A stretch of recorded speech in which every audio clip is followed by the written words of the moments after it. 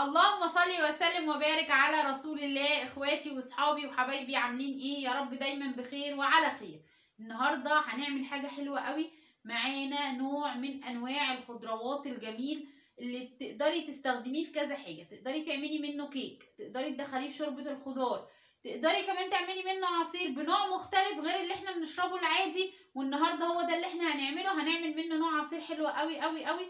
وكمان هو اليومين دول رخيص جدا وموجود في السوق بكميات كبيره قوي ومسكر، بالذات في الشتاء في الوقت دوت بيبقى مسكر. ايه هو؟ الجزر. الجزر يا جماعه اليومين دول حلو قوي وجميل جدا ورخيص، الكيلو ب5 جنيه. فتقدري تعملي منه كذا حاجه. ونوع العصير اللي احنا هنعمله النهارده دوت بيرفع من المناعه بتاعه الجسم ويقوي ولادك طبعا ساعه المذاكره. فيلا بينا. قبل اي شيء صلي على الحبيب المصطفى سيدنا محمد، اللهم صل وسلم وبارك عليه. وتعالي كده نشوف ايه هنعمل ايه مع بعض. بصوا هنا انا معايا ايه؟ معايا كيلو من الجزر. هبتدي اقشره وهقطعه واحطه في الحله علشان محتاجه ان انا اسلقه. وطبعا محتاجه ان انا لما اسلقه محتاجه حبه ميه فيه، يعني ما اسلقوش انشفه، لا اسلقه بس لازم يكون في ميه عندك في الحله. تمام؟ ليه؟ لان هي دي اللي انا هضرب بيها الجزر، وفي نفس الوقت الميه بتاعته بتبقى مفيده جدا. اهو بالشكل ده كده هنقطع الجزر بتاعنا اهو. زي بقى ما انت عايزه تستخدمي، عايزه تستخدمي نص استخدمي، عايزه تستخدمي كيلو استخدمي، كل واحد على قد ما هو يعني استخداماته او على قد افراد اسرته. تمام؟ اهو بنقشر كده. عايزه اقول لكم ان المقشره دي حلوه قوي في الخيار والجزر، جميله جدا جدا في ان هي بتقشرهم بسرعه زي ما انتم شايفين كده. بسم الله اهي كده. قطعيه بقى حلقات، تقطعيه صوابع، زي ما انت حابه تقطعي قطعي اهو بالشكل ده. انا بس ايه هخلصهم. وطبعا انا مش هكلمكم على فوائد الجزر، انتوا اكيد عارفين، يعني كل الناس عارفه ان الجزر حلو قوي. واليومين دول حلو كمان لو مع البرتقال بيبقى جميل. بس احنا النهارده هنعمله بنوع كده مختلف بطريقه مختلفه هتعجبكم جدا وهتعجب ولادكم. انا هخلص بقى تقشير الجزر كده وتقطيعه وبعد كده نرجع مع بعض تاني. هنا بقى خلاص اهو قطعنا الجزر وحطينا عليه ميه سخنه علشان يغلي معانا على النار على طول بسرعه. وهنروح نرفعه على النار ولما يتسلق هقولك هنعمل ايه. بس ما تنسيش تحطي لايك علشان الفيديو يترفع بيكي والقناه تكبر معاكم وبيكم ان شاء الله بعد ربنا سبحانه وتعالى. وما تنسوش اهم حاجه نصلي على الحبيب المصطفى سيدنا محمد، اللهم صل وسلم وبارك عليه. هنا بقى حبايبي الجزر اتسلق معانا اهو. جبنا بقى الخلاط بتاعنا وهنفضي فيه الجزر. بسم الله. طبعا في ميه، خلي بالك اهي الميه اللي انا قلت لك ان انا عايزاها اهو. بسم الله.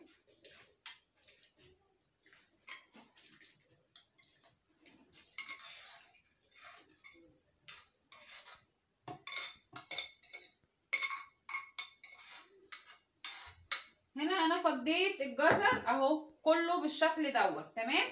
طيب هنعمل ايه؟ السكر على حسب رغبتك. هنا بقى بعد ما فضينا الجزر في الخلاط هنيجي لحته السكر. هنحط سكر، السكر على حسب الرغبه.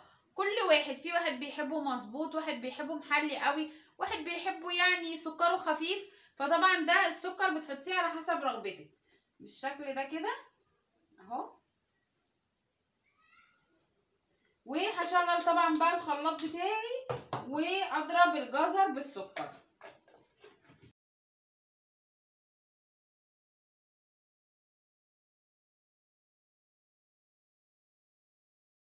هنعمل ايه بعد ما ضربنا الجزر مع السكر؟ بصوا تقيل ازاي. هنعمل ايه بقى؟ هنجيب زبادي، اي زبادي انت بتستعمليه، بتستعملي زبادي المصانع، زبادي بلدي، اي زبادي تحبيها استعمليها اهو كده. هنفضي الزبادي عليه كده. بسم الله. ادي اول زبدايه. انا كنت عايزه اجيب الزبدايه اللي هي الكبيره على بعضها بس ما لقيتش فجبت 2 صغيرين اهو. افضي التانية اهي كده واديله بقى ايه ضربه كمان كده في الخلاط. بسم الله. بصوا بقى هنا اللي يحس انه مثلا العصير تقيل معاه شويه عايز يخففه بشويه ميه مفيش مشاكل. بس انا بصوا شايفه ان هو كده حلو كويس اهو. شايفين؟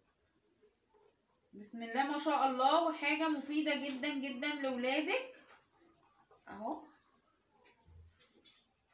الشكل ده كده جميل جدا ومفيد لولادك اهو. نحط بقى في كوبايه كده مش ندوقه بقى.